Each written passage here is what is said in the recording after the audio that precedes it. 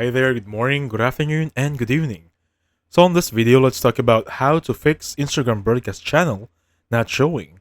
So the first thing you want to do and you want to learn from this one is that broadcast channel only comes for professional account, for content creators, for influencers.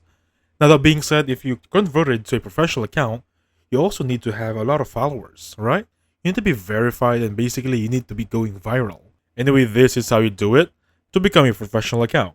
You want to go in the three lines on the settings, and you want to look for this one, the one that says account, status, and tools, or rather account type and tools, alright? Click on that one, go to switch professional account. Basically, click next up to the part where you create a content creator.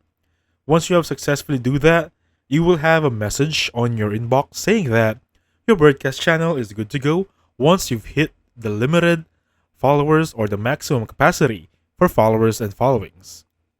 Now, if that's still not showing up even after going viral, you can click on the three lines again, and for this one, we could ask for help. Going straight to customer service for this one, you can report a problem and basically type what's your concern, and you'll be good to go. And basically that's it. So thank you so much for watching. I'll catch you on the next one.